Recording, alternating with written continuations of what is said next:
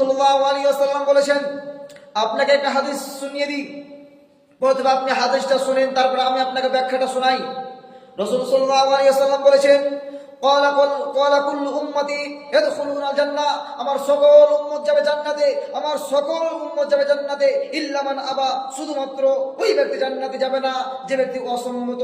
রাসূল সাহাবারা জিজ্ঞেস করলেন, হে রাসূল সাল্লাল্লাহু আলাইহি ওয়াসাল্লাম, কিলা মান আবা, অসম্মত কারা? রাসূল সাল্লাল্লাহু আলাইহি ওয়াসাল্লাম বললেন, ক্বালা মান আতাআনি দাখালাল জান্নাহ, যে ব্যক্তি আমাকে অনুসরণ করবে, যে ব্যক্তি আমাকে মেনে চলবে, যে ব্যক্তি আমার কথা মতো দুনিয়াতে চলাচল করবে, ওই ব্যক্তি যাবে জান্নাতে। তারপর রাসূল সাল্লাল্লাহু আলাইহি ওয়াসাল্লাম বললেন, অসম্মত যারা তারা জাহান্নামে যাবে। তারা অসম্মত কারা? ওমান আসানি ফাকাদ আবা, যারা আমাকে অনুসরণ করলো না, যারা আমাকে অনুসরণ করে দুনিয়াতে চলাচল করলো না, এরা যাবে জাহান্নামে, এরা জান্নাতে যেতে পারবে না। তো রাসূল সাল্লাল্লাহু আলাইহি ওয়াসাল্লামের জীবনে 63 বছর জীবনে যদি আপনি একদিন দেখিয়ে দিতে পারেন যে রাসূল সাল্লাল্লাহু আলাইহি ওয়াসাল্লাম একদিনে প্রথম জানুয়ারিতে ডিজে বাজিয়ে গান বাজনা করে আপনার কিনা মौज মাস্তি করেছে, রাসূল সাল্লাল্লাহু আলাইহি ওয়াসাল্লামের জীবনে যদি আমরা এগুলো একদিন প্রমাণ করে দিতে পারি, তাহলে আমরা পালন করতে পারি, কোনো সমস্যা নাই। যদি রাসূল সাল্লাল্লাহু আলাইহি ওয়াসাল্লাম সেটা করে থাকে, তাহলে আমরা সেটা করতে পারি। রাসূল সাল্লাল্লাহু আলাইহি ওয়াসাল্লামের জীবনে যদি না করে থাকে, কোনো দিন যদি না করে থাকে, তাহলে আমরা রাসূল সাল্লাল্লাহু আলাইহি ওয়াসাল্লামের উল্টোটা আমরা করতে পারবো না। রাসূল সাল্লাল্লাহু আলাইহি ওয়াসাল্লামের জীবনে আপনি একদিন প্রমাণ যদি করে দিতে পারেন যে রাসূল সাল্লাল্লাহু আলাইহি ওয়াসাল্লামের 63 বছরের আপনার একদিন যদি জানুয়ারি মাস পালন করে থাকে, তাহলে আমি আজকে থেকে জাতির সামনে আমি কথা বলবো না, আজকে চ্যালেঞ্জ করে দিলাম, সারা পৃথিবীর আলেমকে চ্যালেঞ্জ করলাম, সারা পৃথিবীর আলেমকে চ্যালেঞ্জ করলাম, যদি একজন আলেম করে দিতে পারে যে রাসূল সাল্লাল্লাহু আলাইহি ওয়াসাল্লামের জীবনে একদিন সে আপনার কিনা হ্যাপি নিউ ইয়ার পালন করেছে, তাহলে আমি আজকে থেকে জাতির সামনে কথা বলবো না।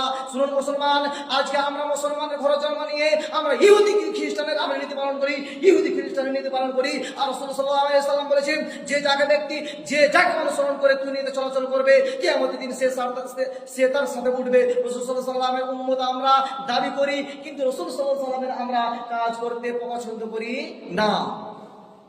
আমরা আজকে কোন জায়গা পৌঁছে গেছি? আমাদের কোন জায়গা আমাদের জীবনটা চলে গেল?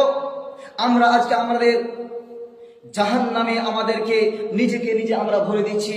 আমার ছেলে 3টা ছেলে আছে, 3টে আমার সামনে বের হয়ে চলে গেল, বলছে আব্বা 5,000 টাকা দাও, আব্বা 10,000 টাকা দাও। কেন বেটা, কি করবি? সে বলছে আপনি জানেন না আজকে নতুন বছরে কি করতে হয়? খাসি খাবো, আমার বন্ধুরা সবাই টাকা দিয়ে দিয়েছে, আমি দিইনি। তো আব্বা বলছে আচ্ছা ধর টাকা নে, পকেটে খরচ করে 5,000 টাকা বের করে দিয়ে দিল। তারপরে কি করলো? আপনার ডিজে বাজিয়ে গান বাজনা করে সে পিকনিক খেতে চলে গেল। বাপ মূর্খ, বেটা মূর্খ, তার বংশই মূর্খ। আর আজকে যদি আপনাকে আমি জাতির সামনে আমি বলে দিচ্ছি, আপনার বাপ বেটাকে যদি আমি আপনাকে মূর্খতা প্রমাণ করে না দিতে পারি, তাহলে আমি আজকে জাতির সামনে কথা বলবো না। আপনি কি উদ্দেশ্যে আপনি আপনার বেটাকে টাকা দিলেন পিকনিক করার জন্য? কি উদ্দেশ্যে আপনি দিলেন আপনার বেটাকে? আপনি টাকা দিলেন কি উদ্দেশ্যে? আপনার উদ্দেশ্য হচ্ছে আমার বেটা পিকনিক করবে, গান বাজনা বাজাবে, তারপরে মौज মাস্তি করবে। আমার বেটা নাকি মাস্টার ডিগ্রি, আমার বেটা নাকি মাস্টার, আমার বেটা নাকি স্কুলে পড়ে।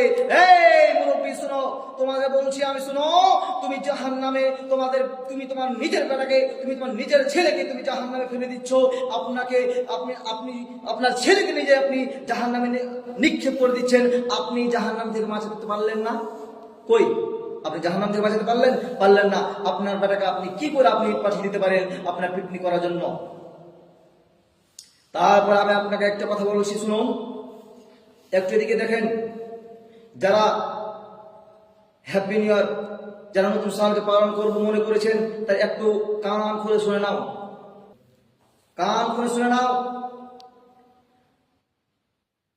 এই যে নতুন সাল আসছে,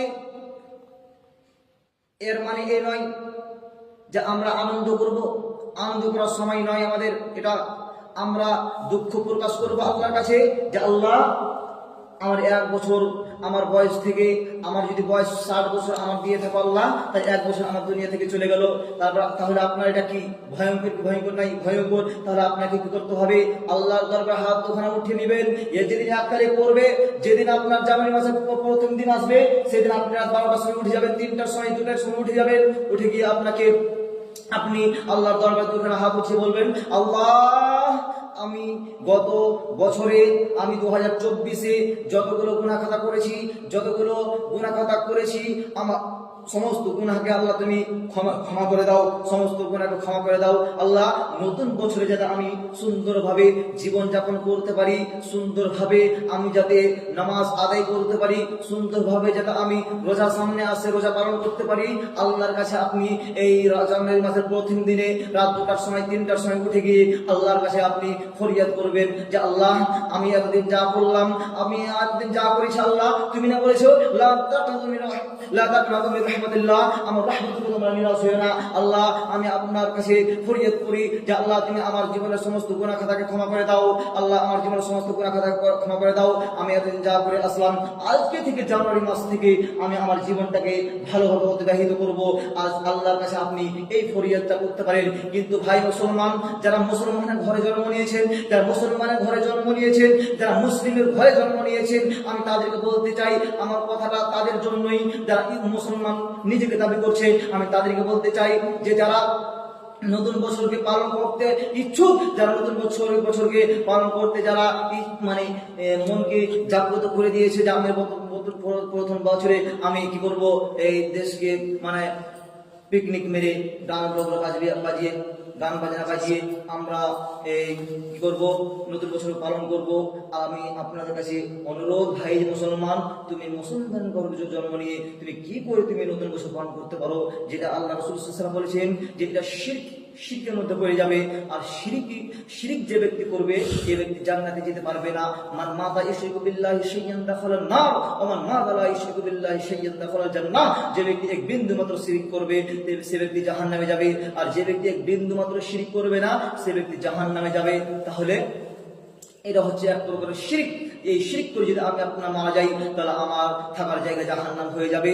তারপর রাসূল সাল্লাল্লাহু আলাইহি ওয়াসাল্লাম বলেছেন যে তোমরা যদি এই গান বাজনা করে যদি তোমরা মৃত্যুবরণ করতে পারো, মৃত্যু যদি তোমরা নিয়ে নিতে, তোমার মৃত্যু তো বলা যাবে না, মৃত্যু চলে এলো, তুমি গান বাজনা বাজাচ্ছ, তোমার মৃত্যু চলে এলো, তাহলে তোমার কি হবে? থাকার জায়গা হবে জাহান্নামে। অতএব আমি আপনাদের কাছে হাত জোর করে বলছি, মুসলমান, যারা মুসলমানের ঘরে জন্ম নিয়েছো, আজকে থেকে শুধরে যাও, আজকে থেকে আল্লাহর কাছে ক্ষমা চেয়ে নাও যে আল্লাহ, এতদিন যা করেছি আমি সমস্ত কিছু আল্লাহ আপনার কাছে আমি ক্ষমা চাইছি, আল্লাহ আর কোনোদিন করবো না। আল্লাহ আপনার জীবনের সমস্ত গুনাহ ক্ষমা করে দিবেন। এই বলে আমার সংক্ষিপ্ত আকারে বক্তব্য শেষ করছি। শেষকালে দোয়া করি যে হে আল্লাহ, যত মুসলমান, যত মুসলিম নর নারী দুনিয়া থেকে বিদায় নিয়ে চলে গেছে, আল্লাহ তুমি তাদের কবরটাকে প্রশস্ত করে দাও। আল্লাহ, দুনিয়াতে যারা এখন বেঁচে আছে, যারা দুনিয়াতে চলাচল করছে, আল্লাহ এদেরকে তুমি সুস্থ শরীরে আল্লাহ তোমার ইবাদত করার এবং তোমার জামিনে সুন্দরভাবে চলার, বিনয়ের সাথে বিনয় অহংকারে চলার তৌফিক দান করে দাও। সকলে পড়েন আল্লাহুম্মা আমিন, আল্লাহুম্মা আমিন, আল্লাহুম্মা আমিন। আসসালামু আলাইকুম ওয়া রাহমাতুল্লাহি ওয়া বারাকাতুহু।